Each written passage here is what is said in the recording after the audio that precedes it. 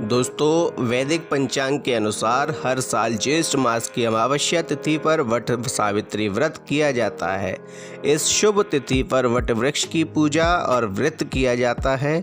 धार्मिक मान्यता के अनुसार इस व्रत को करने से पति को लंबी आयु मिलती है और महिलाओं को संतान सुख की प्राप्ति होती है। साथ ही जल्द विवाह के योग बनते हैं। इस दिन दान करने का भी विशेष महत्व है। तो आइए जानते हैं कि 2025 में वट सावित्री व्रत की डेट क्या है, किस दिन वट सावित्री व्रत रखा जाएगा और उसका शुभ मुहूर्त क्या है।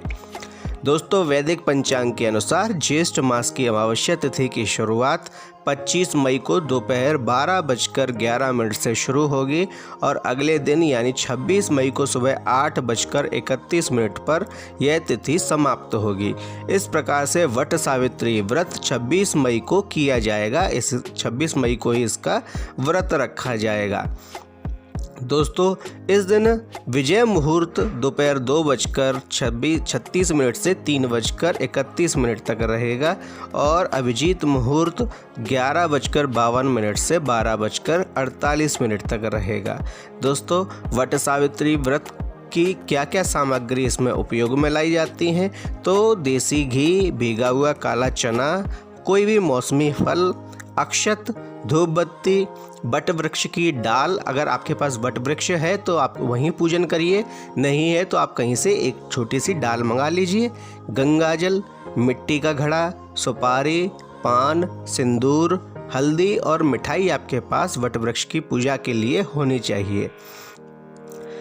इस दिन ब्रह्म मुहूर्त में उठकर आपको स्नान करना चाहिए, सूर्य को अर्घ्य देना चाहिए, उसके बाद आपको श्रृंगार करना चाहिए। अब वट वृक्ष के पेड़ की साफ सफाई कीजिए और पूजा की शुरुआत कर दीजिए।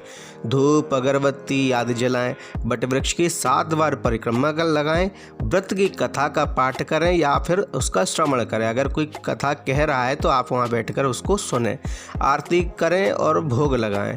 आखिर में मंदिर या गरीब लोगों में आप अन्न और धन समेत अन्य चीज़ों का दान दे सकते हैं।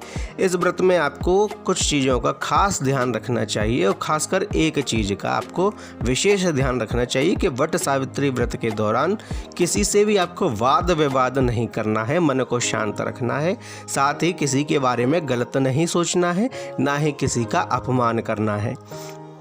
तो दोस्तों, इस बार यानी 2025 में 26 मई को वट सावित्री व्रत का व्रत रखा जाएगा और दोस्तों, आप इस दिन व्रत रखें और भगवान की कृपा से आप सभी स्वस्थ रहें। धन्यवाद।